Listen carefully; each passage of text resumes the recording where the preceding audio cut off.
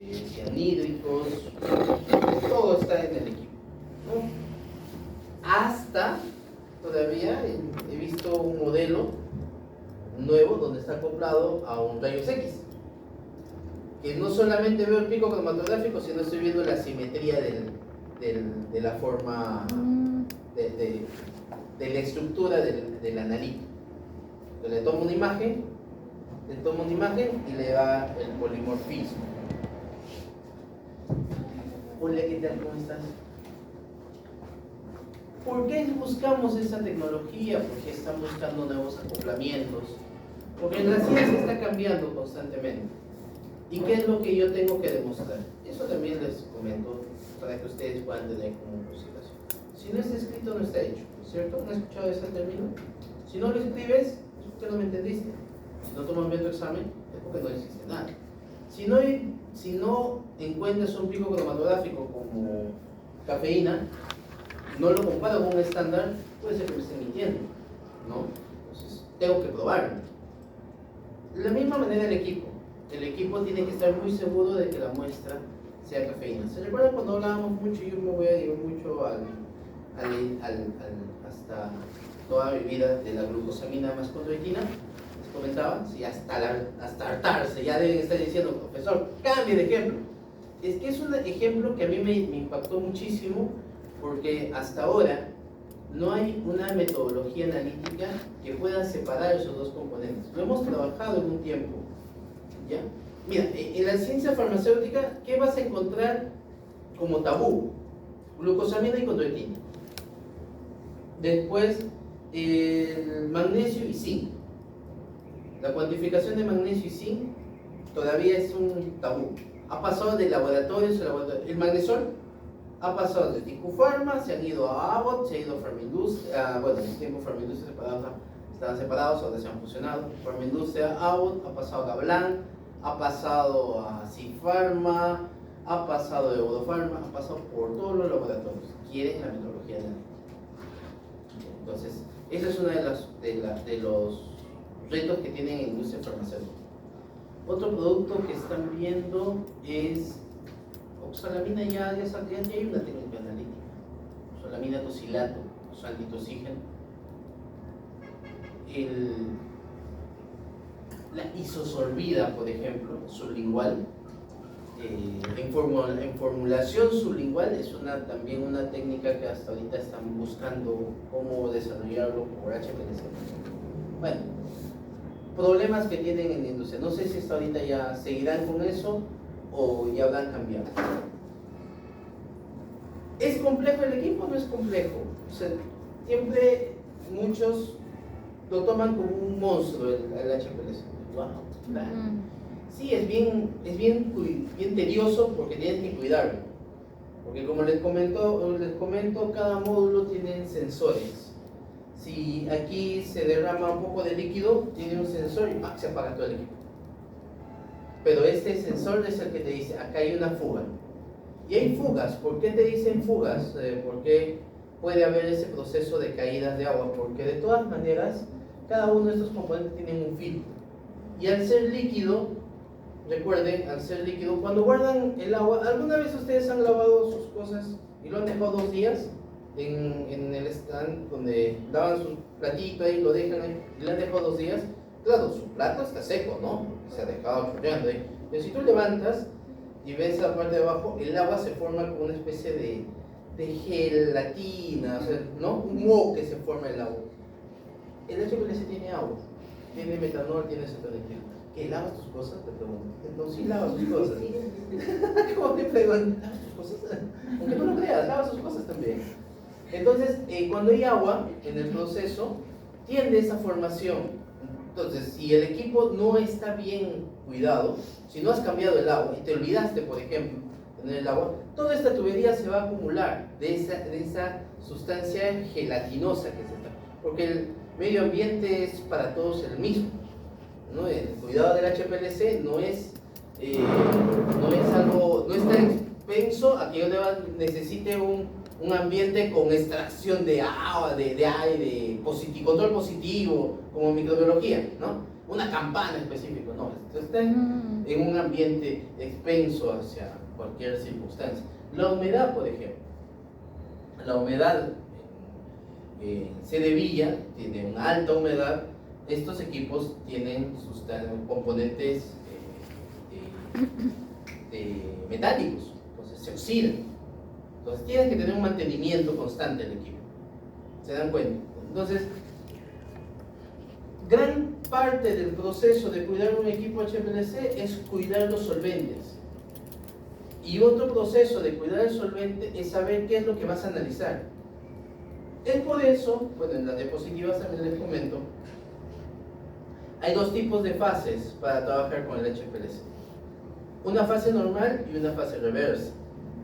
La fase normal está constituido cuando quieres extraer una sustancia o separar sustancias de acuerdo a su polaridad.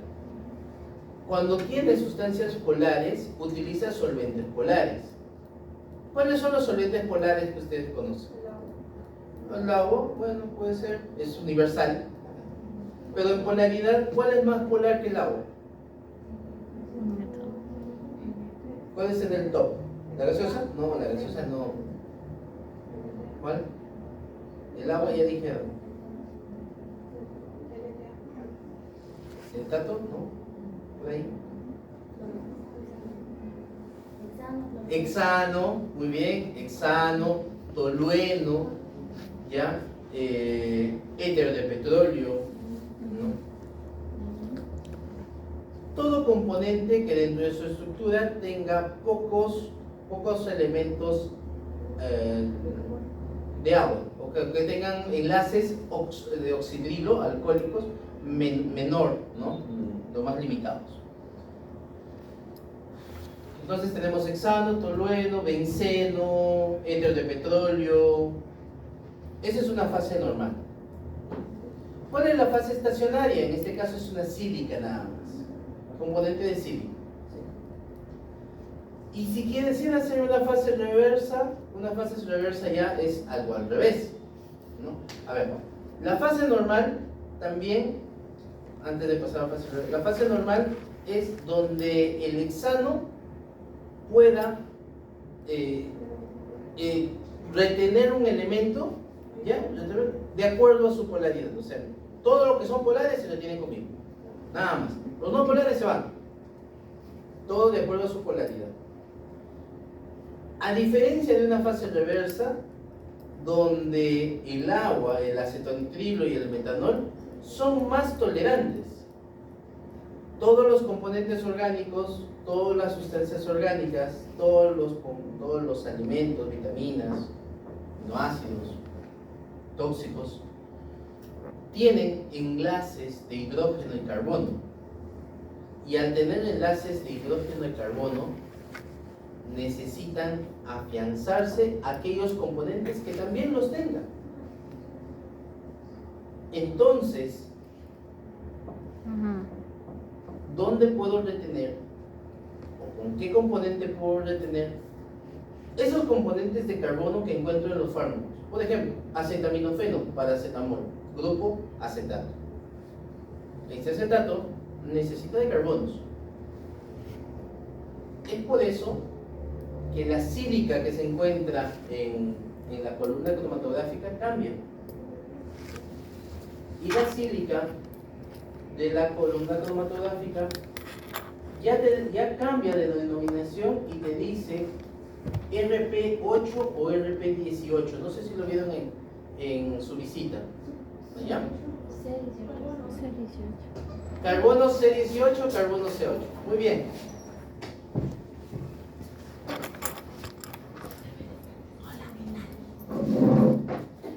RP18 le denomina resolución primaria de carbonos con 18 carbonos libres. Y si es RP8, resolución primaria con 8 carbonos libres. ¿Cómo se evidencia esto? Algo muy bonito. Vamos a recordar nuestra sílica. El componente sílico es circular. Entonces cuando está, se debe la polaridad, vamos a recordar un poquito de polaridad, lo que les estaba comentando. El hexano pasa por este componente, así, y aquí sobrepasa.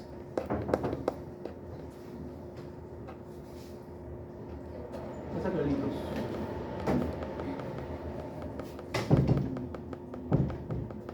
Ustedes se recuerdan en capa fina que estábamos hablando, la sílica, ¿qué es lo que hace? Absorbe, ¿no? La fase móvil que está. Absorbe la fase móvil y con eso arrastra. Muy bien. Pero acá hay sílica, y esa sílica está tapada con una tiza, ¿no? En una columna, acá adentro, le metí bastante sílica, está bien taponeada. Y la fase móvil está pasando por esta parte, por esta columna cromatográfica. Entonces la sílica internamente son así componentes circulares que están pegadas uno frente a otro, ¿sí? Otro por acá, otro por acá, otro por acá. La parte azul es la fase móvil. Hexano, por ejemplo, ya en una fase normal. ¿Qué hace la sílica? ¿Qué es lo que hemos dicho en la cromatografía? Absorbe. ¿Y qué va a absorber? Fase móvil. Entonces se va a llenar de fase móvil, de hexano, de tolueno, de petróleo, cualquiera de estos. Entonces, como está lleno de esto, va a agarrar y va a decir, ay, entonces yo ya no soy sílica solo, soy sílica más hexano. Entonces yo necesito identificar, por ejemplo, simeticona, que es uno de los componentes que se utilizan para identificar por medio de esta fase normal. Entonces yo lo que voy a agarrar es, voy a decir, ya ven, simeticona, por afinidad, la retengo y la sostengo, ¿no? Va a querer irse, no, te quedas, está jalada, la sostengo, ¿no? Por aquí. Entonces mientras se queda más tiempo sostenido, el detector va a decir, oye, está reteniendo, hay que dar una alerta. Esa alerta es el pico cromatográfico. Tiempo de retención. ¿Ya? Esa retención que estoy teniéndole aquí a Rosángela por la afinidad, te estoy diciendo, uy, le está reteniendo. ¿En qué tiempo le he retenido? Tiempo 3. Ahí, pico. Si es una retención pequeña, se soltó, el pico es más pequeño. Si lo tengo más tiempo, el pico es más grande.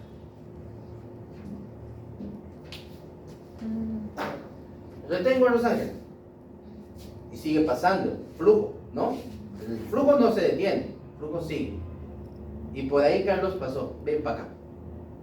Y lo agarro. Va a haber resolución. Estoy reteniéndole con una misma fase móvil a dos componentes, ¿cierto? ¿Cuál va a ser la diferencia? Que en uno lo retuve en tiempo 3 y el otro en otro tiempo, ¿no? Pero lo retuve. Al final, también me va a dar otra respuesta cromatográfica, pero en otro tiempo. Tiempo 3 minutos y 6 minutos. Tiempo de retención. ¿Se dan cuenta? Ya, estos son términos que te están dando en el equipo, pero ya más o menos se den cuenta cuándo es un tiempo de retención. Tiempo de retención viene a ser cuando el componente, la fase estacionaria, retiene a uno de sus analitos de acuerdo a su afinidad.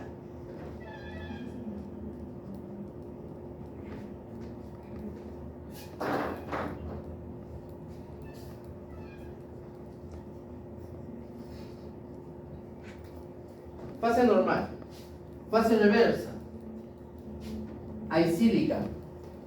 Muy bien, hay sílica. Yo no estoy utilizando hexano, estoy utilizando agua, acetonitrilo y metanol. Pero he encontrado columnas que me dicen que tienen sílica, pero acá me dicen que tienen RP8. ¿Qué es el RP8? 2, 3, 4, 5, 6, 7. Carbono, carbono, carbono, carbono, carbono, carbono. 8 carbonos. Dibujo. grupo aquí, lo mismo. 8 carbonos. Entonces, ¿qué retiene aquí? En el anterior hemos dicho que la fase móvil llega a la sílica se carga de la energía de la fase móvil y retiene. En este caso, ¿qué está reteniendo aquí?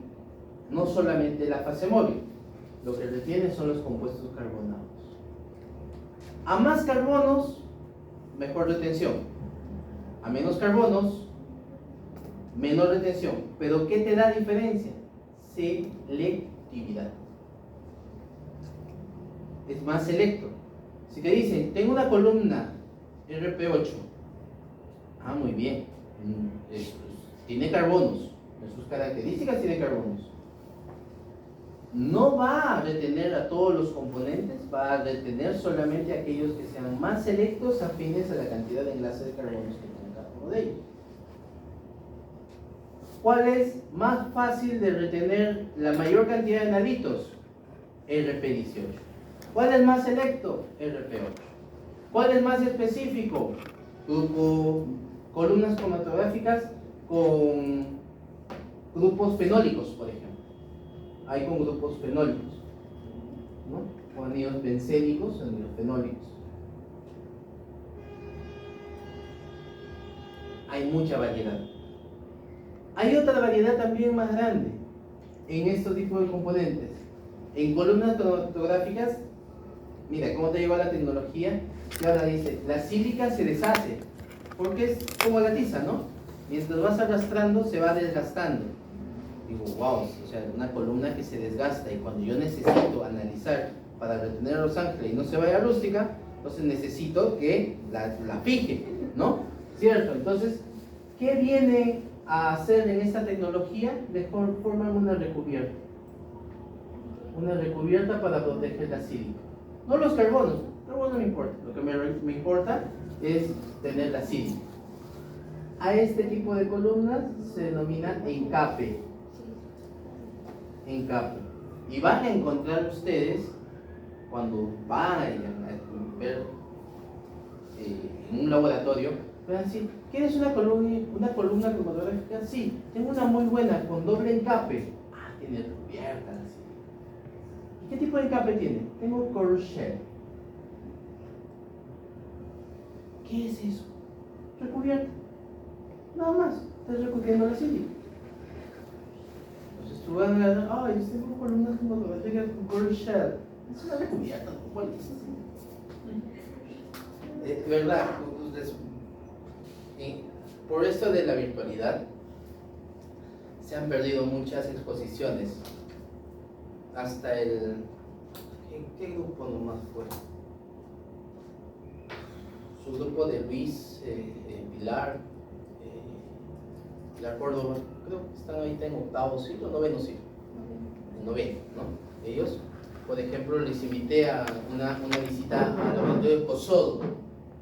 Cosodo queda de Alfonso Ugarte, Chota, no sé si conocen, paralelo, Alfonso Ugarte, donde está la comisaría de Alfonso Ugarte, ¿no? Colegio Guadalupe, ¿no? ¿No conocen Colegio Guadalupe? Viven en Lima. Bueno, la estación de Alfonso Ugarte, ¿ya? Y la parte de atrás es una línea, una paralela, una chota, y hay un laboratorio. Y usualmente ellos venden equipos cromatográficos, espectrofotómetros, HPLC, cromatografía de gases, destiladores. Y ellos fueron a una visita, por ejemplo, y les han explicado todo lo que son cultivos microbiológicos, tipo de columnas. Les voy a pasar unos catálogos que tengo también para que puedan entender.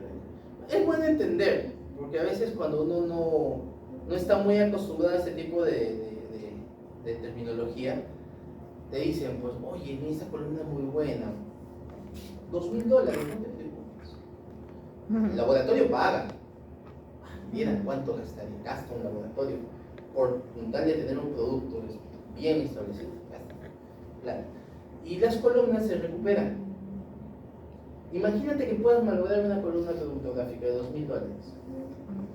Cuesta, ¿cierto? Para evitar que tú puedas perder eso, tienes que entender muy bien y hacer como los chinos, antes de usar, leer el manual. Porque el que menos te va a decir, oye, activa esta columna. Y tú vas a agarrar tu fósforo y vas a prende. Activar la columna también vincula a que tengas que humedecerlas, porque toda columna viene seca. Tienes que humedecerlas. ¿Y cómo las humedeces? Hay unas características que te piden. Primero agregas metanol para que se activen los componentes carbonados, ¿ya? Después pasas proporción de 70-20 de metanol agua, de ahí pones 50-50 metanol agua. Por eso tiene las fases aquí, para que cambies esa proporción. Si ustedes se han dado cuenta, en su equipito te van a dar, te da un manual, ¿no? Te dice así en la pantalla y te dice A, B, C y D. Y en esto te dice proporciones. Acá abajo te dice 20, 70, por ejemplo. C es acetonitrilo, A es agua. Entonces, ¿qué tiene que estar pasando? Agua, 70%, 20 de acetonitrilo. Por ejemplo, ¿quieres hacer 70-30? Muy bien, vamos a hacer 70-30. Entonces, vamos a hacer 30 de agua y 70 de metanol. Y ahí tú ves los canales, cada uno tiene canales. Estos canales que ingresan a los equipos, ¿no? Ustedes lo vieron. Eso es lo que vieron. Han visto cada uno de estos canales, ¿no? Que pasan al equipo. Entonces está pasando la proporción que tú estás mandando, 70-30, 50-50, 100% te dicen. Si es 100% está pasando solamente una muestra nada más. Metanol, acetonitrilo o agua sola. Imagínense ustedes que deje una columna con agua sola. ¿Qué va a pasar?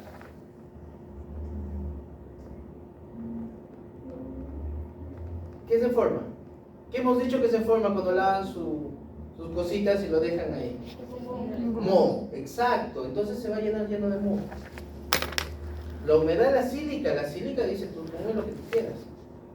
La sílica que se va a untar de moho. Imagínate, saca pues un poco de gel que está ahí metida en la sílica. La presión va a aumentar. Otro término más. Flujo, presión. El flujo y la presión depende de la cantidad de espacio que tiene cada uno de estos componentes de sílica. Mientras más junta tiene la sílica, más presión. ¿Por qué? Porque voy a tener un espacio pequeño para que pueda pasar. ¿Han jugado ustedes alguna vez con una manguera? ¿No? ¿Han aplastado la manguera? Y carnavales, ¿no? Reducías el espacio de luz, salía con más fuerza, ¿no? Y si odiabas a la otra persona, lo estabas golpeando en vez de estarle mojando. Pero es parte del taponamiento de la presión. Imagínate que en este flujo haga lo mismo. Tenga mucho espacio, poco espacio, y tenga mucho flujo. ¿Qué va a aumentar? La presión, ¿cierto? Y si aumenta la presión, se va a taponar la columna. Entonces, estaría también saliendo dentro de las especificaciones del equipo. Cuando aumenta la presión, el equipo cromatográfico también, el HPLC se aturde. Dice, oye, la presión está próximo a explotar esto. Entonces lo que hace, se apaga el equipo. Es muy importante, por eso es que me gusta mucho este equipo. Porque cada vez que se apaga un módulo, puedo darme cuenta qué está pasando. Si se apaga el módulo del horno, que hay una fuga o que la presión voló. Entonces ya sé, y lo primero que hago es destapo el módulo donde está el error y me fijo y digo, de verdad, fuga, porque veo poco de agua ahí. Puede ser que la columna, ¿no? Aquí viene un tubito y acá viene otro. Uno ingresa y el otro sale. Si estos se saturan,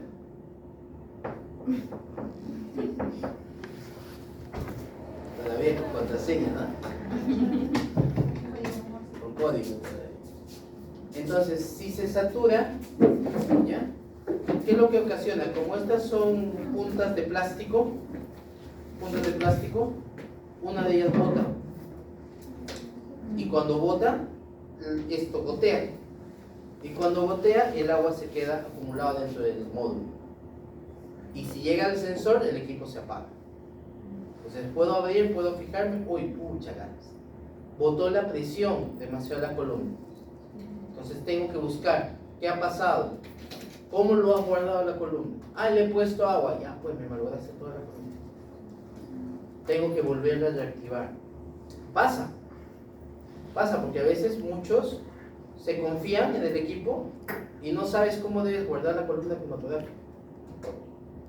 Por eso a veces yo en el trabajo de laboratorio, ahí sí le puedo decir que tenemos que ser un poco individualistas porque de ti depende que algo salga bien. O sea, yo cuidaba mis columnas como si fueran mías, eran mías. Y no prestaba a nadie. Otro me decía, oye, préstame tu tiempo. Tengo una columna de $2,000 que tengo que utilizar para otros análisis, no te lo voy a dar así tan fácil, pues, ¿no? Habla con mi jefe. Ah, eres malo. Sí, lo siento, es mi chamba. Tienes que guardar tu trabajo. Entonces ahí es donde da tu personalidad. No es que sea envidioso, tampoco te estoy diciendo, ¿sabes qué? No molestes, sabes tu vida. No, o sea, entiéndelo, ¿no? Ahora, habla con mi jefe. Si mi jefe te dice, ¿te sobra? Sí, me sobra uno, le puedo prestar. Ah, ya, no se le presta. Ya que vea sus cosas. Pero me respondes con otro nombre. Todo es ahí trueque. No sabes, el mundo negro en la farmacia, en el laboratorio. Mal, ya dame tu pan con pollo. Dame tu pan con pollo. Oh, me voy a quedar con hambre. Con hambre. ¿Se entendió esa parte de las columnas cromatográficas? ¿Sí? ¿Ya? Es algo fácil, algo rápido. ¿Por qué? Porque ya ustedes vieron el HPLC, pero sí tenemos que entender de cuáles son las partes sensibles del equipo. No tener miedo, o sea, ningún equipo. Ustedes tienen la ventaja, como les dije desde un principio, de tener un espectrofotómetro rápido. El mío sonaba como una carcacha. Éramos 30 estudiantes. Teníamos que leer 15 muestras. Empezábamos a las 7 de la mañana y terminábamos a las 3 de la tarde. Todo el día, para hacer una prueba. Entonces, imagínense, me demoraba 15 minutos por cada lectura. Entonces, cuando ustedes tienen el equipo, lo primero que tienen que hacer es leer su manual. Leer el manual, para qué sirve, cómo funciona, qué le tengo que hacer. ¿Ya?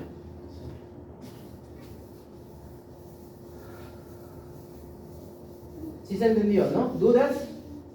¿Alguna duda? Algo que hayan visto y que ustedes digan, profesor, no entendí esta parte en la visita. Hay diferentes tipos de columnas cromatográficas. ¿Ya? No se duerman. Hay diferentes tipos de columnas cromatográficas. Por ejemplo, esta es una columna cromatográfica. ¿Por qué le digo que hay diferencias? Porque en cada uno de los puntos, estos se llaman Manucar. ¿Ya? Son Manucar. Son como zonas más fuertes para que aguanten presiones altas. La presión puede hacer de que esto explote.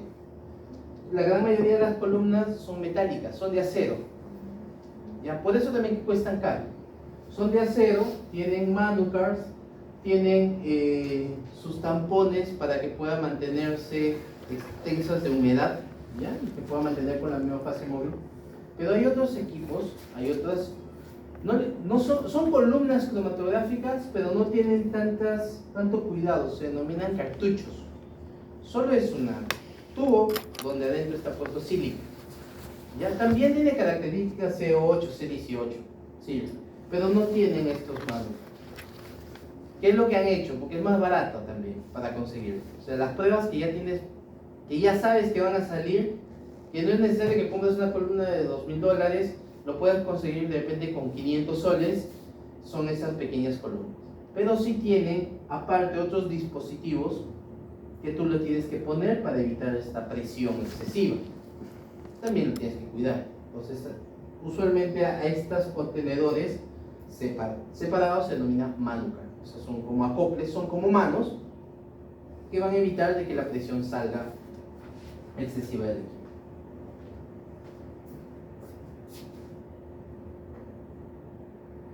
Hablábamos mucho del tiempo de retención, ¿no? Tiempo de retención del equipo. Entonces, ya les expliqué, o sea, yo estoy en la columna cromatográfica, ¿no? Y yo agarro y digo, voy a seleccionar el día de hoy, y justo que ahorita se quiere escapar de mi clase. Entonces, lo que yo tengo ahorita es un flujo.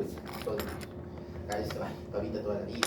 Entonces, como voy a tener que seleccionar en ese momento, la fase móvil va a seguir arrastrando, va a arrastrar a todos de la misma manera.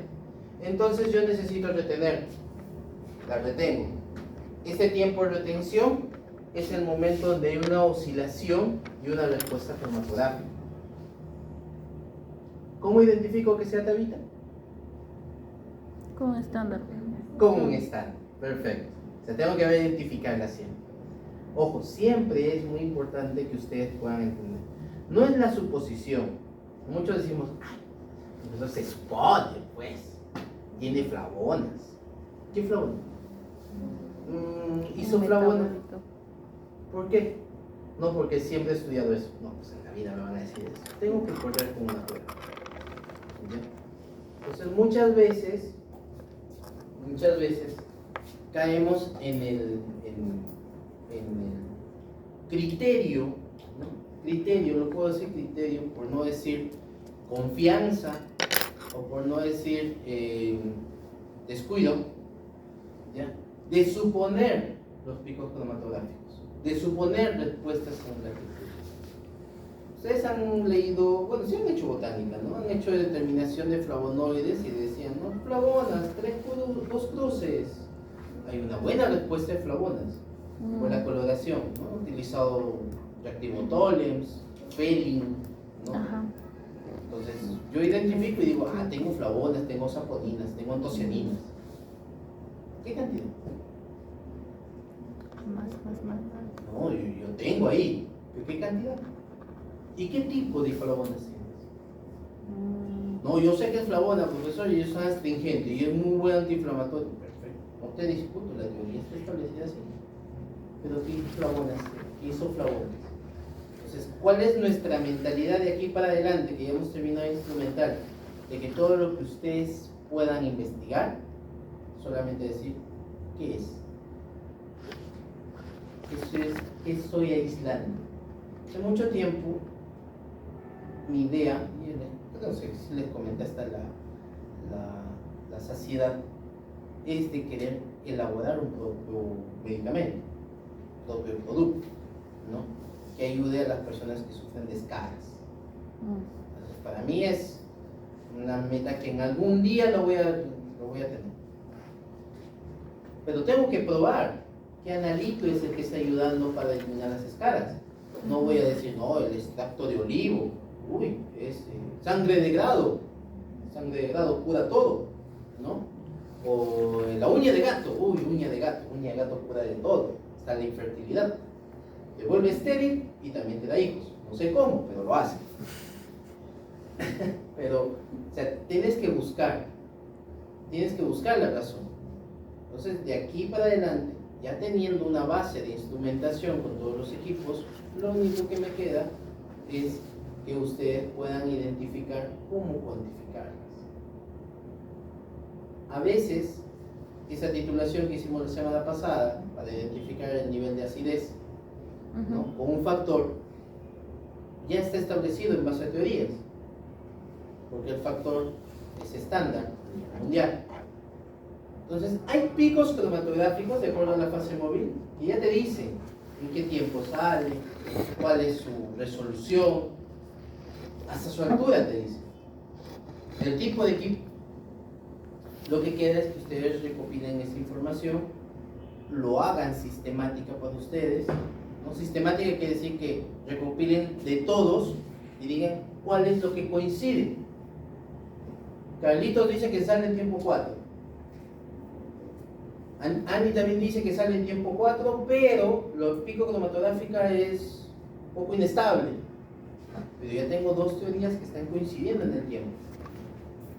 Busco uno tercero, uno cuarto, uno quinto, sexto, ya, son 10 revisiones sistemáticas que me dicen, sale en tiempo 4. Como sustento, tengo de que la muestra sale en tiempo 4. Ya no es necesario que corra un estándar. ¿Me entiende? Pero tengo que probarlo. ¿Y cómo lo pruebo? Con revisiones bibliográficas. Y muchos decimos, no, pero profesor, es costoso, la ciencia es costosa. Si me dice 2.000 soles, cuesta una columna. Cuesta. Pero si tú tienes algo probado y algo que te va a sustentar, ¿no crees que la ventaja va a ser más grande? Júntense entre ustedes, ya, bueno, trabajen un año, pongan 10 soles por cada uno. 500 soles es una columna por uno. Ya, mucho, profesor, no tenemos la plata, no sea malo, también estamos a las justas para eso. Ya, magnífico. Ever, tú eres de Merck, tengo estudiantes, quieren hacer prácticas sobre equipos, tienen el equipo HPLC, ¿me autorizas o no me autorizas? De poderme darme columnas de demostración. Johncito, cuando quieras. Hace un año atrás me ha estado ahorcando diciendo, quiero hacer trabajos de investigación, necesito que tengan HPLC. Yo te doy la columna. Haz lo que quieras con eso. Tengo como 8 columnas guardadas en mi casa. ¿Ya? Para abrir todavía. Cada vez que voy jugando con mi columna. Hay mini columnas, son columnas pequeñas. ¿Ya? Con las Helix son para ultra HPLC todavía. Para que lo que se demora en tiempo 4 pueda salir en 1 minuto. Y más fácil, más rápido. La presión también es menor. Bueno, son otras cosas que les puedo comentar. Pero hay contactos. Hay contactos. La parte de esto es que necesitamos ser muy persuasivos y darles ideas a los laboratorios. Lo de malo de nosotros es que no intentamos. La visita a Rox Pharma, discúlpenme, pero yo les debo una visita. Quizás no hemos podido hacer este año porque en realidad ellos han tenido otras actividades también que hacer. Es un día entero que tienen que darnos a nosotros.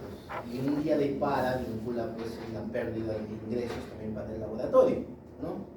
Entonces pocos laboratorios te dicen, oye, ¿sabes qué? Ya, te voy a dar un día.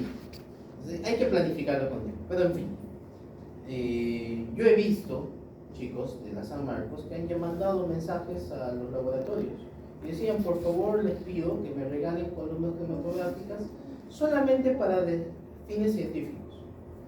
Nada más. El laboratorio agarraba y les daba 20. Yo no las uso. Ya no necesito. Y les daban columnas. Había transferencias hasta de equipos, HPLC. ¿Saben cómo tienen este HPLC, el de Agilent? El de la universidad. Es un convenio con la universidad. ¿Qué universidad? Una CEP, una PER, algo de iberoamericana, no sé, una universidad que estaba aquí. Han hecho un convenio, se han traído el equipo con finalidad de ciencia y el equipo se quedó acá. Y nadie sabe cómo llegó. Es un convenio que tenía el dueño. Lo de malo que no saben cómo utilizarlo. Y los que saben, solamente te dicen, no, exclusivo para esta función. Entonces, no tienes cómo seguir avanzando en tu trabajo. ¿Quieren hacer ciencia? Magnífico. ¿Quieren determinar? Hace una semana hablé con el doctor Pinedo, Newman, y me dice, le pedí porque necesito saber qué puedo trabajar. Y me dijo, de primera mano les doy a ustedes, gracias, ya mandaron la infografía. Pinedo.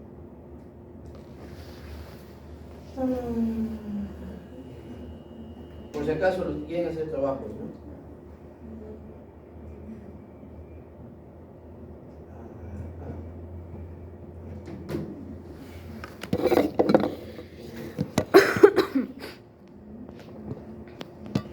Disolutor CD vía, tienen disolutor, tienen un lector portátil para incidir,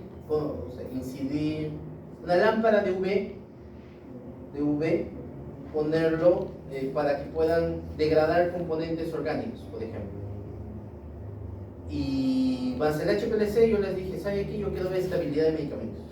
Me dijeron, ya te puedo dar el UV, te puedo dar una cabina de estabilidad para mantenerlo ahí con humedades altas, ya, y te puedo dar el disolutor. Entonces, puedo ver la estabilidad del producto.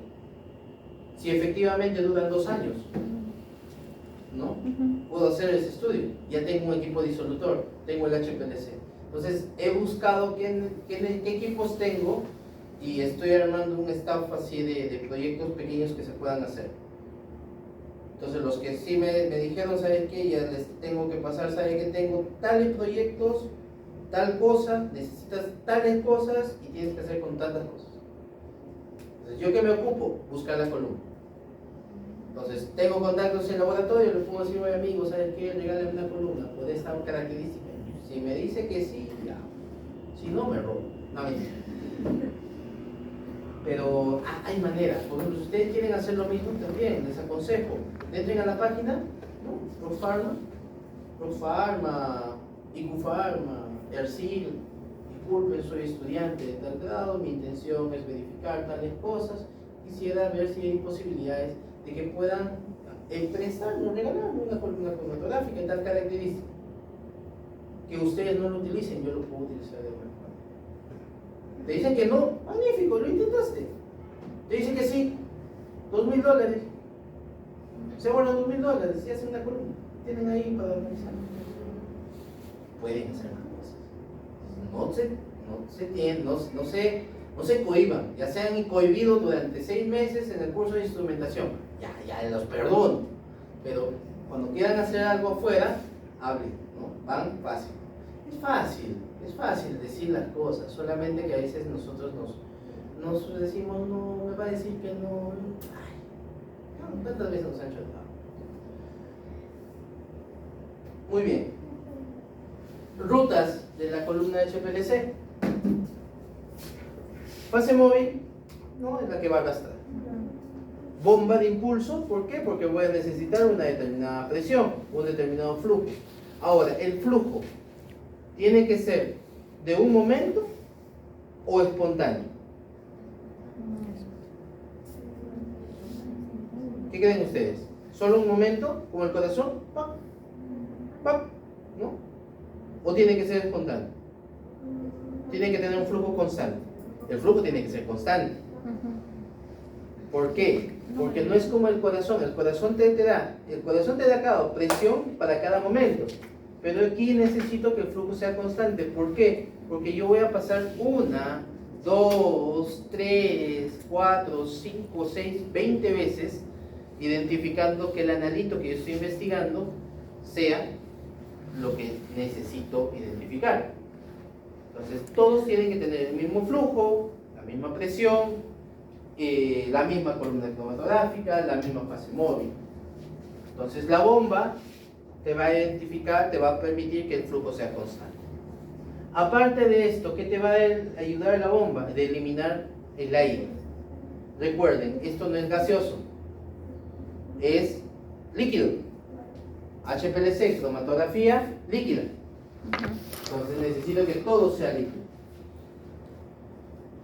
Necesito un muestreador, un inyector. ¿Qué es lo que va a agarrar? La muestra, una jeringuita, ¿no? ¿Escucharon ustedes mismos? El aire lo que tiene es un bracito.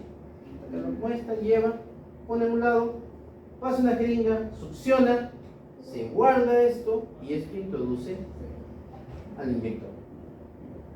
Del inyector pasa a la columna produce esa retención de cada uno de los elementos y por el medio del detector te da una señal al monitor y te dice que salió un disco cromatográfico.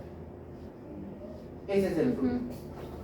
Está dividido en módulos, cada uno de estos tiene un módulo.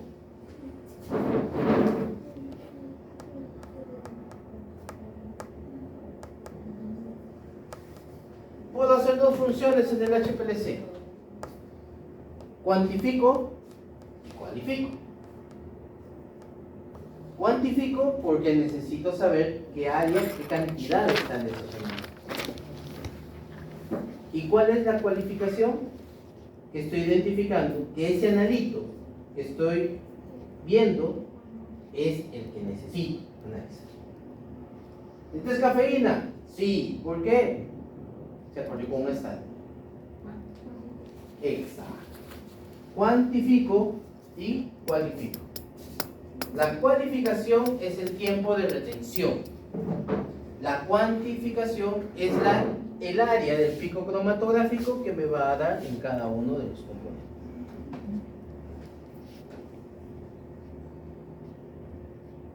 Por ejemplo, ¿ves? Esta es una corrida cromatográfica. Esto es un ejemplo muy claro que te pone la OCP, la farmacopea norteamericana, y te da tiempos de retención.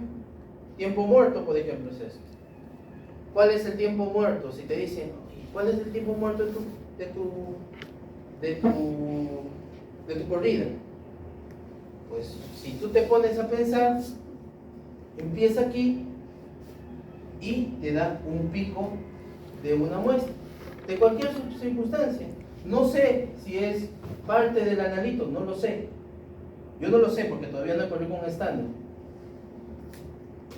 Pero te da como respuesta, te da un pequeño piquito. ¿Qué le podrías decir tú? Si yo te digo, ¿qué es el tiempo muerto? ¿Qué creen que ustedes le pueden decir? A ver, ¿dónde? ¿la respuesta? No se cuenta eso, el pico. Ya, no se cuenta, pero es un tiempo de aire, te dice, ¿no? Pero acá hay una oscilación. Te digo, explícame, ¿cuál es tu tiempo muerto?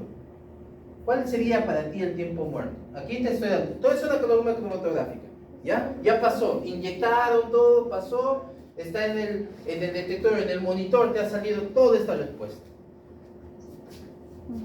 Ya, vamos a hacer primero por partes. Tiempo de retención. Tiempo de retención, ¿qué hemos dicho? ¿Qué es el tiempo de retención? El horario. El momento de... El momento ¿Con los que lo hemos hecho justo? De retener, ¿no? El analito que yo voy a identificar. Es el momento, el tiempo, donde tengo la retención para identificar este analito. Tengo que correr con un estándar y digo que es Rosario. Pero se me está escapando Carlitos. En el camino lo retuve. Tiempo de retención 2. ¿Qué es el tiempo de retención? Es la capacidad que tiene un equipo, ¿ya?, de retener un analito e identificarlo. ¿Ok? ¿Cuál es el tiempo de retención 2? La capacidad del equipo en retener un segundo analito en un tiempo determinado. ¿Cuál es el tiempo muerto? La capacidad del equipo en dar una respuesta. Pero no es un analito, solo es una respuesta. Nada más, que no sé. Es el momento donde el equipo me da una respuesta. Puede ser detectable, no puede ser detectable, pero me está dando una respuesta. Ahora, puede ser, no es muy frecuente, pero puede ser que esta respuesta pueda ser negativa. Un pico cromatográfico hacia abajo. Puede pasar. Pasa a veces cuando el equipo recién está detectando las muestras, recién está tratando de asimilar. Pasa por una sola vez, dos veces, muchas veces ya la columna cromatográfica está diseñada para ese momento. No todas las columnas te dan este tipo de respuesta, no todos los equipos también. Va a depender de ver fase móvil, de repente el mismo analito, componentes químicos que tienen ahí, detector del equipo, en fin. Pero siempre y cuando yo no te pida que cuantifiques este equipo, esta muestra, esta lectura, no se preocupe. Lo que yo les voy a pedir siempre, o la empresa les va a pedir, identifíquenme los componentes en su tiempo de retención que yo ya te estoy estableciendo en tiempos, en mi metodología analítica. La metodología te dice, te va a dar un ejemplo. cuando ustedes no están en control de calidad. En control de calidad ustedes solamente es repetir todo. Es repetición. ¿Por qué? Porque ya hay una técnica anterior, ya han revisado, han hecho pruebas y te han dicho, con esta columna en tiempo 5 te va a salir cafeína. No, no salen 5, sí. Si no salen 5, tú estás haciendo la mala cosa. Control de calidad es eso. Porque ya está probado.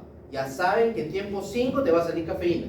No, salen 6, no, salen 5. Has cambiado mal. Tu fase móvil está mal, has hecho una mala dilución, tu diluyente, verifica tu material, has contaminado, X motivo. Van a probar tu muestra, tu estándar y van a decir, no cumple. Entonces, eso es control de calidad. Todo tiene que cumplir. El área de investigación y desarrollo sí puede fallar, porque recién está probando todo esto. Cuando estábamos en el laboratorio nos decían, ustedes tenían que fallar. Claro, puedo fallar. Soy idea. Entonces, en realidad, a veces te miraban y decían, no, investigación de desarrollo son los consentidos. Y de verdad, sí éramos consentidos. Nos daban de todo. Pedíamos columnas, nos daban. Pedíamos fase móvil, nos daban. Pedíamos reactivos, nos daban. Lo primero que llegaba a investigación y desarrollo era, claro, de primero. No rogábamos nada. Al gerente, ¿quiere tosaldón? ¿Quiere oxolamina? Sí, necesitamos. ¿Cuánto cuesta? 2.500 dólares. Ya, te compro uno. No, necesito dos. Yo no lo hago. Pero tenías que sustentar. Por eso les digo, no es por soberbia, ¿no? Pero en realidad nos ha costado mucho. O sea, cuesta mucho ingresar al laboratorio. Y cuesta mucho más para ingresar a investigación y desarrollo. ¿Y por qué les digo que cuesta más? Porque tienes que leer más, estar inmerso, cuidar los equipos como si fuesen tuyos, ver dónde prendes, cómo apagas, cuál es una resolución, hacer los cálculos rápidos, platos teóricos, revisar constantemente. Y de verdad es un trabajo muy exhaustivo, pero pocos que puedan pasar a un laboratorio y ver esta partecita de la formulación, es un crecimiento muy grande. O sea, para mí, que ustedes puedan entender esto de primera mano, viendo un equipo ya que tenemos en Sevilla y que tengamos esta base de teoría, creo que es una ventaja grande a diferencia de otra universidad. Porque San Marcos tiene y tampoco lo utiliza. Los técnicos que utilizan el laboratorio son los técnicos químicos, los ingenieros químicos que están ahí. Tú le das la muestra, ellos corren. Ellos te dan un certificado donde dice sí cumpliste. En cambio aquí todavía tienes la posibilidad de poder utilizar. Pero ¿qué necesitas? Necesitas que alguien conozca el equipo. Entonces, son pocas las personas que conocen. Contadas, podría decir, porque han tenido el paso por laboratorio. En fin, es algo que ustedes también tienen que entender.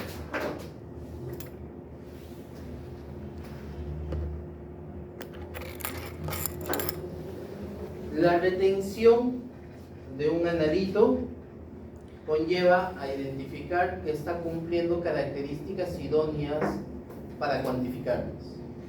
Pero si tengo que tener también parámetros para identificar. No todo pico cromatográfico, ya les he comentado acá.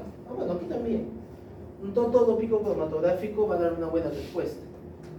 Va a depender del tipo de longitud de onda, la preparación que voy a tener que realizar, la resolución de la misma columna cromatográfica, porque hay columnas cromatográficas que no están diseñadas para identificar un determinado analito. Mucho depende de la capacidad que tenemos para entender al mismo analito como si estuviese interactuando en el cuerpo. Y eso fue algo que sí me ayudó bastante. Yo implementé mucho bioquímica a determinación de sustancias orgánicas o a fármacos. Porque si tú sabes cómo ingresa, por ejemplo, el ibuprofeno a la célula, se van a dar cuenta de que es como una solución salina. o la bomba de sodio y potasio. Mientras mayor recepción de sodio tienes, más fácil ingresa el ibuprofeno. Entonces, cuando ustedes quieran hacer ese tipo de estudios para cuantificar, piensen primero en cómo el ibuprofeno va a actuar en mí. Por eso necesito saber bastante farmacoquímica, saber cómo funciona en mi cuerpo. Si yo necesito que la tableta se libere en el estómago, ¿qué necesito? Que los componentes de cada uno de ellos se rompan en el estómago, ¿no? Porque si pasaría más tiempo en el estómago y pasa a mi intestino, no me serviría. No cumpliría la función del antiácido, por ejemplo. ¿Cuál es la función del antiácido? Disminuir la acidez. ¿En dónde? En el estómago. Si pasa al intestino, ¿de qué me sirve? ¿No? Entonces necesito saber la función. De la misma manera, necesito identificar cada nanito en el tiempo específico. Para eso necesito saber cuáles son los solventes más idóneos para estos componentes. Entendiendo todo esto, entendiendo ya cuáles son los picos cromatográficos, yo tengo que identificar la resolución. Tengo que hacerlo porque el pico que yo estoy identificando sea lo más bonito. ¿Se recuerdan que hablaba de conduitina y glucosamina? ¿Cierto? Ya. Entonces los dos sumaban. Quiero separarlos, no puedo separarlos.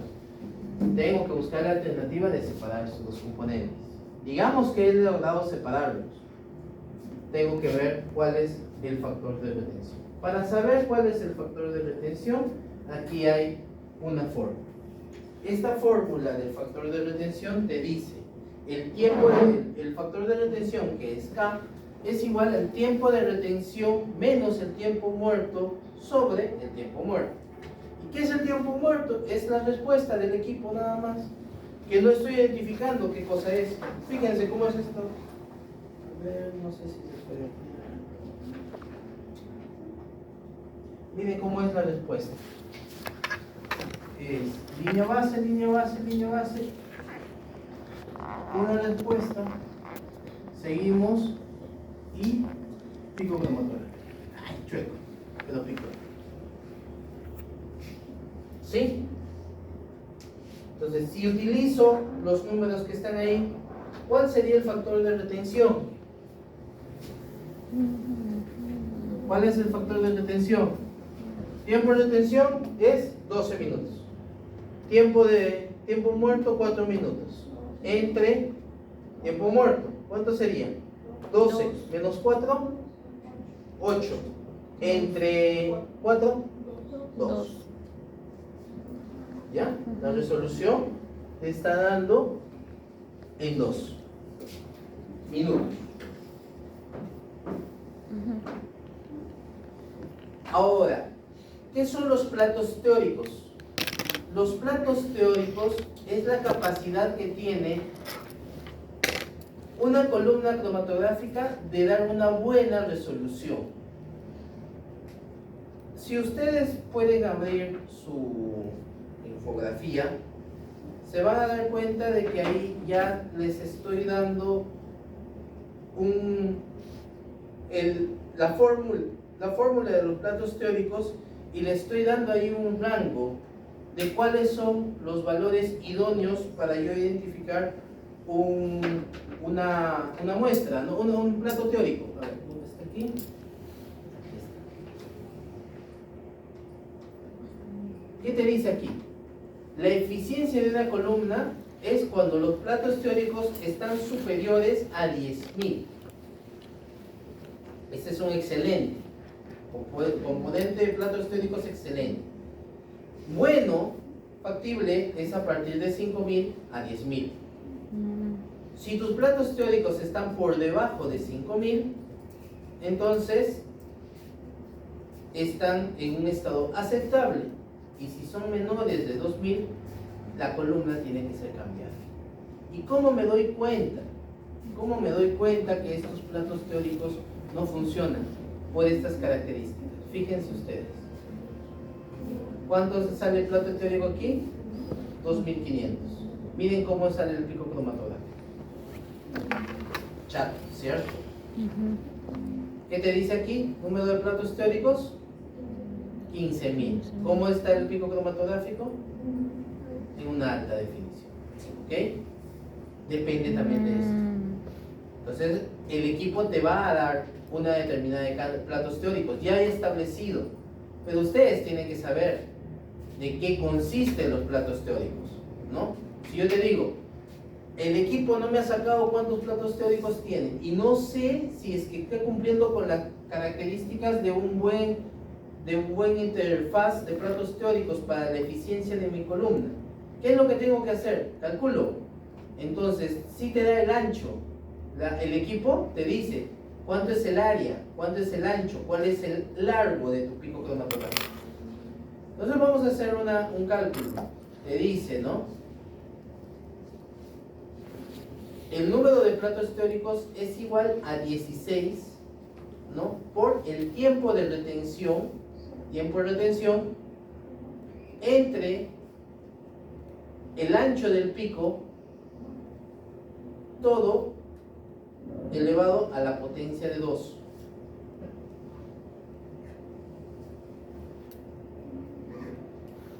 Y aquí hay un ejemplo, te dice, ¿no? Tiempo de retención, 8 minutos. Ancho, 0.40 minutos. O sea, de aquí a aquí, ¿cuántos minutos tienen de ancho? Y haces ese cálculo. N es igual a 16 por 8 minutos, porque el tiempo de retención es 8 minutos, entre 0,40, que es el ancho del pico, todo elevado a la 2. ¿Cuánto sale? 6.400. ¿Cierto? ¿En qué estado está? ¿En la interpretación? Bueno, muy bien. Bueno, porque es 6.400. Aceptable es hasta 5.000.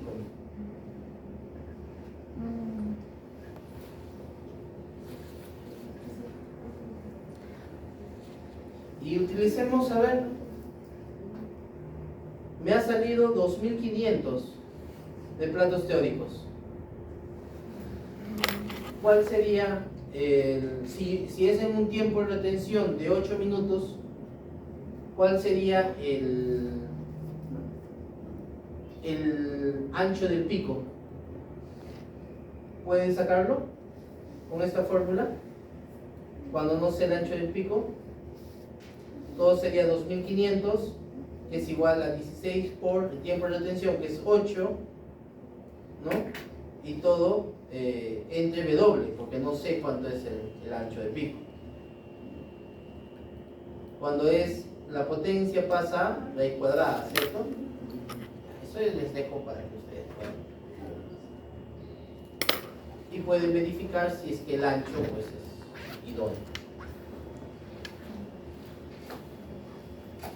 A veces los equipos en el proceso analítico solamente te dan área y te dan ancho.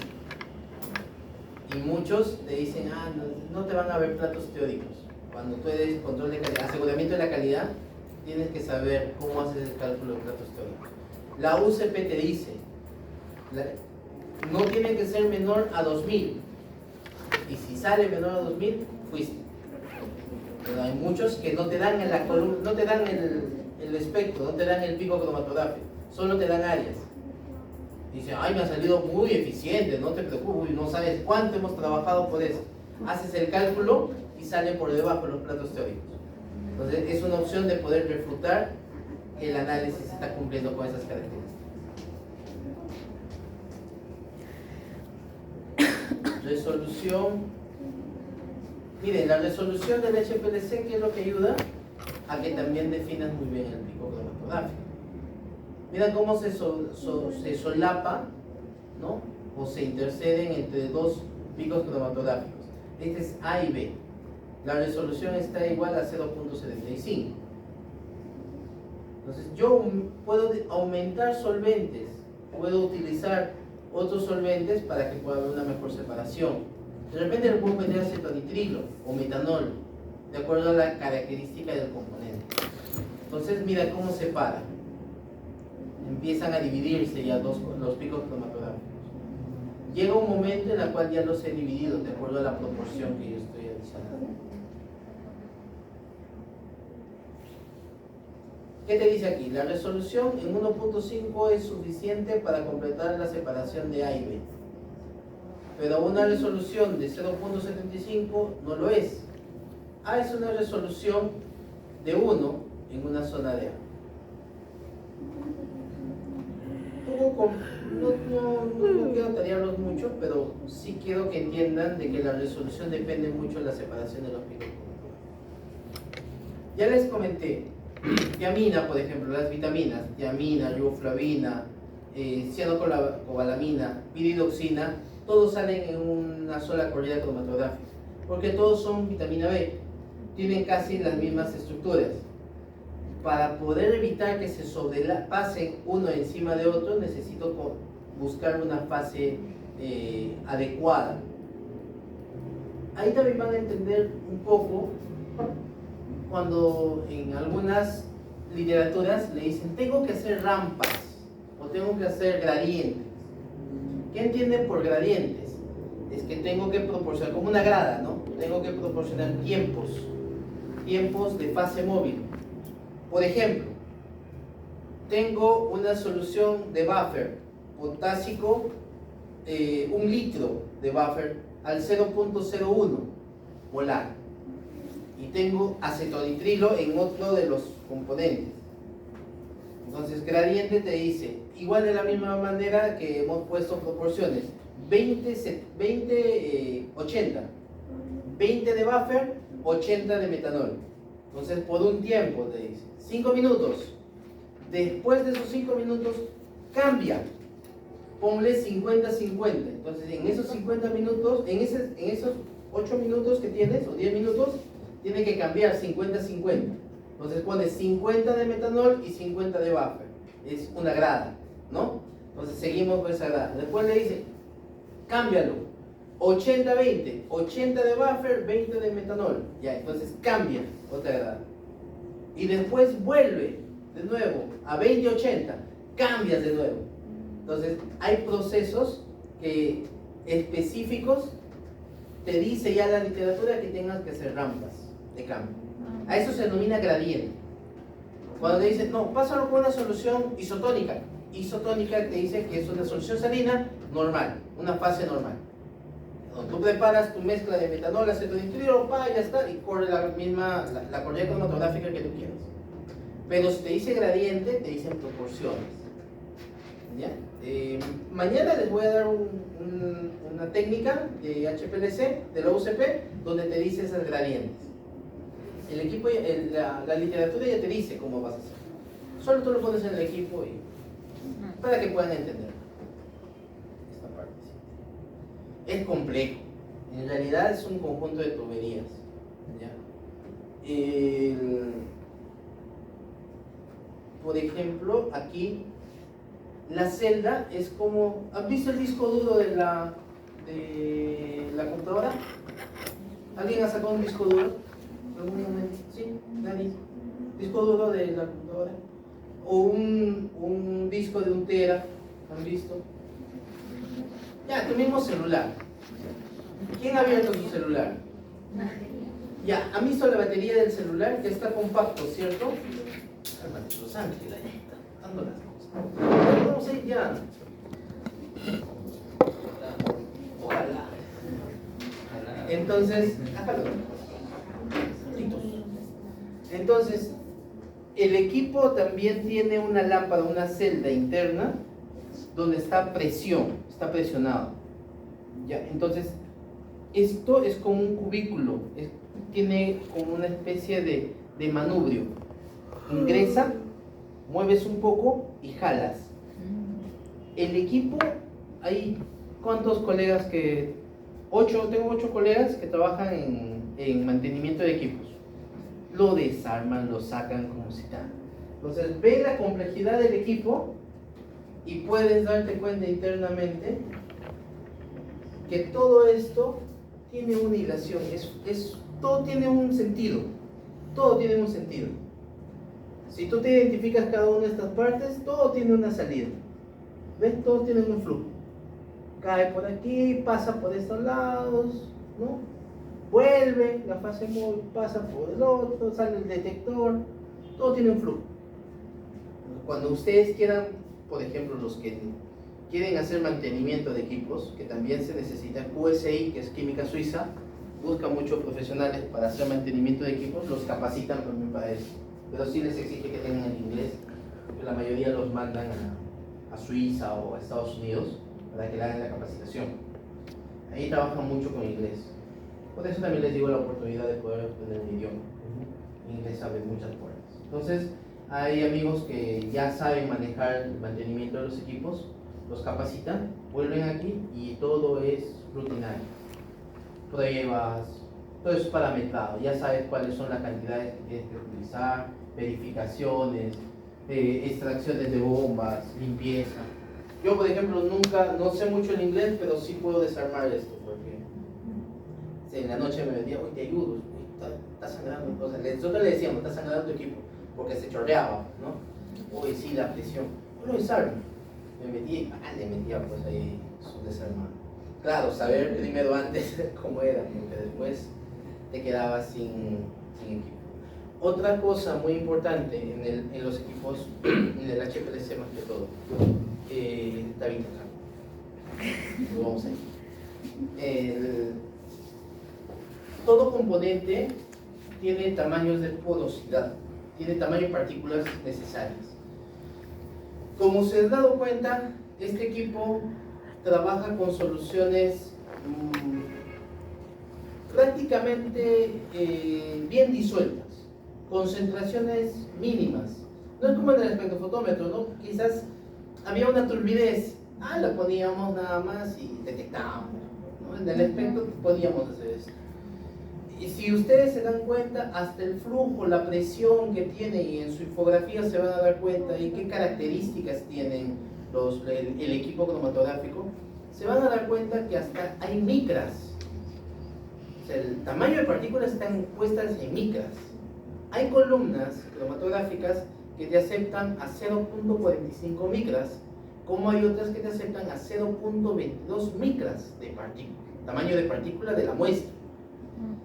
Entonces, para eso tengo que filtrar. Y tengo que utilizar los solventes que también tengan esa misma característica. Entonces, no es lo mismo utilizar metanol grado reactivo que metanol grado HPLC.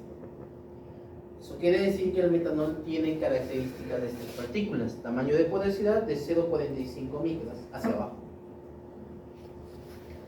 Tu muestra también te piden que lo tengas que filtrar. Entonces, hay filtros, me hacen recordar, por favor, me hacen recordar para traer filtros. Tengo filtros de jeringa para verlos, ¿ya? Entonces, tienen también un tamaño de porosidad. Toda muestra que tú vas a poner al equipo tiene que pasar por filtros, porque si no taponas tu columna, malogras tu equipo y pierdes todo lo que estás analizando. Entonces, para eso tienes que buscar todo. Entonces, todo esto, mire, ¿se recuerdan que hemos visto un desgasificador para el vino? Sí, lo mismo. Tenemos un quitasato, ¿no? Con una bomba, ponemos en un vasito, ¿no? Para sacar, para identificar, y acá dentro le ponemos un filtro de 0.45 micras. Pasamos los equipos, la fase móvil, o el acetonitrilo que voy a utilizar, o el metanol que voy a utilizar, y lo paso por ese filtro. Por eso es muy importante que toda solución sea transparente, sea translúcida y que tenga este tamaño de porosidad. A veces la mezcla de muchas sales hace separar los componentes, mucha saturación. Entonces imagínate una salsita que se queda con un tamaño de partícula mayor a 0.45, tapona el equipo. Por eso se prefiere pasar por filtros, ¿ya? Otro problema que a veces yo tuve, ¿ya? Por leer mal. Me dice preparar una solución salina. Digamos, fosfato monobásico de potasio, ¿ya? Al 0.05 molar.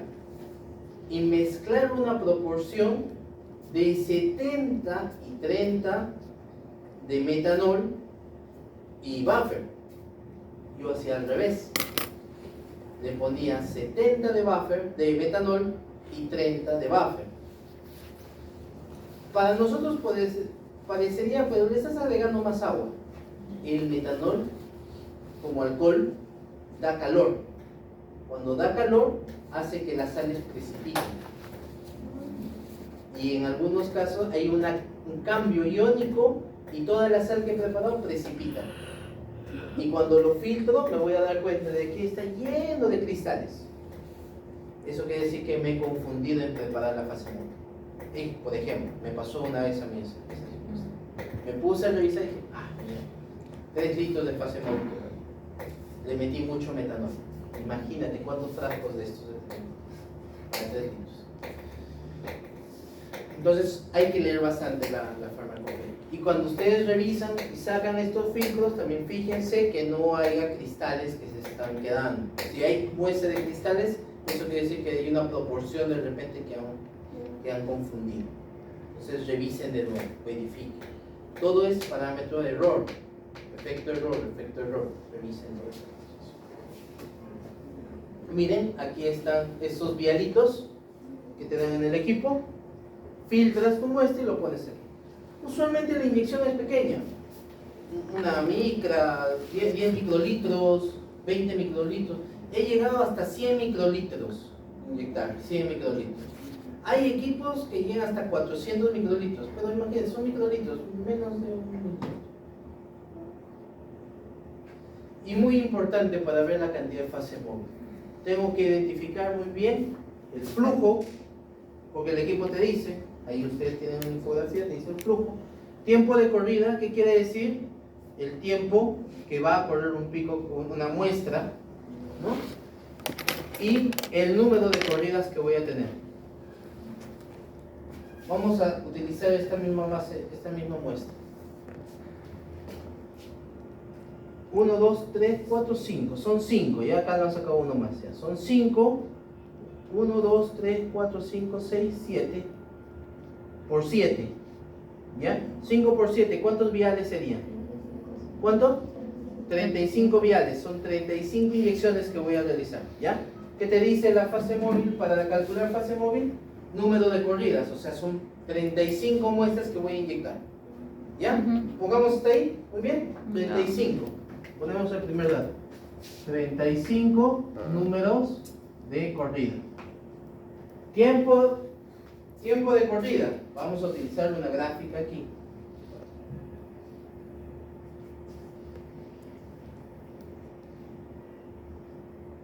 Aquí, tiempo, ¿ya? Digamos que no es tiempo de retención, es tiempo de corrida. Tiempo de corrida es hasta el momento que yo termine. ¿Ya? Ojo, por si acaso, no es tiempo de retención. No lo confundamos. Tiempo de corrida, ¿ya? Y vamos a poner un valor. Digamos que el tiempo de corrida termina en 15 minutos. ¿No? ¿Ya? Ponemos en eso. Ya está bien, cálmate. 15 minutos. Y el flujo. El flujo en su infografía, ¿cuánto dice de flujo?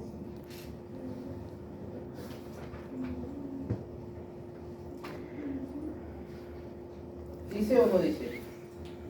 Hay un flujo de 0,5 a 2. Intermedio, ¿cuánto sería? 1, 1.5. 1.5. Ya no le dice 1.5. Ya está bien. Flujo 1.5. Toda la vida no. ¿Qué hago? 1.5. La jalo. Ya. 1.5 del flujo. Multipliquemos 1.5. ¿No? 1.5 por tiempo de corrida, 15 minutos, por la cantidad de inyecciones, 35. ¿Cuánto de fase móvil sería? ¿Cuánto? 787.5, ¿no? Mililitros. Aproximadamente un litro. Aproximadamente un litro. Entonces, para correr 35 muestras que tienen 15 minutos de corrida y están en un flujo de 1.5, necesito preparar aproximadamente un litro. Ojo, este litro de fase móvil va a tener componentes. Puede ser buffer, más acetonitrilo o metanol o hexano también, siempre y cuando sea una fase normal, ¿no? Cualquiera de los componentes. Sea fase normal o fase real. Estoy viendo solo fase móvil. Tengo 1 litro. Tengo que preparar. Le puedo adicionar algo más. En algunas características te dice que tu fase móvil te va a ayudar también como diluyente. Entonces, ¿qué tienes que calcular también? La cantidad de muestras que vas a utilizar. Si son fiolas de 100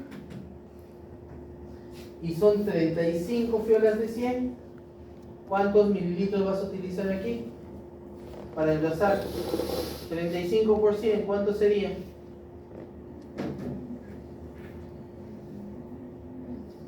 ¿850? 3.500, ¿no? 3.500 mililitros, 3 litros. Entonces adiciono estos 700, ¿cuánto tengo que preparar? Más 787.5, ¿cuánto tengo que preparar? Aproximadamente será pues 4 litros, ¿no? 4 litros y medio aproximadamente. Entonces tengo que leer bien la metodología. Si me dice que tengo que preparar fase móvil para las diluciones también, tengo que preparar mayor cantidad de fase móvil para los diluyentes. Entonces es muy importante que revise. Si solo te digo fase móvil para la corredera cromatográfica, 1 litro, suficiente, con eso ya preparé. Pero si te digo, tienes que utilizar también como diluyente la fase móvil, tengo que saber con qué fiolas estoy trabajando. Ahí va la economía. Que si son fiolas de 100, ¿qué pasaría si utilizo mejor fiolas de 50? ¿Qué tal? Hago una dilución de 25 en 25. ¿Ayudaría o no ayudaría a disminuir la fase móvil? Y eso ya depende del analista. Depende de la metodología. Si te dice hace diluciones en 100, imagínate, hexano, 100 mililitros, 5 litros que te vas a tirar de hexano, cuesta, ¿no? Un gasto enorme. Entonces, hay maneras de optimizar. Por eso es mucho pensar, ¿qué pasaría si lo bajo? Son 100, ¿qué proporción? 0.1. Y si hago en 50 y hago 2 diluciones, una en 50 y otra en 25, son 75 nada más. Pues, puedo disminuir la proporción. Ahí tenemos que seguir pensando. Muchos de estos cálculos vincula que tengas que pensar constantemente.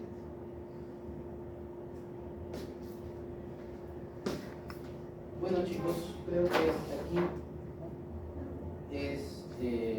Miren, acá te dicen las cantidades de flujo, diluyente, de solución cromatográfica y una cromatográfica. Bueno chicos, hasta aquí ha sido nuestra teoría. Espero que se lleven algo bueno dentro de nuestras clases. Lo más importante, creo que hemos podido entendernos bien, conocernos bien, poder darles un poco de lo que conozco en este tiempo de vida laboral. Y bueno, pues los buenos logros son para ustedes y bueno, que les ayude.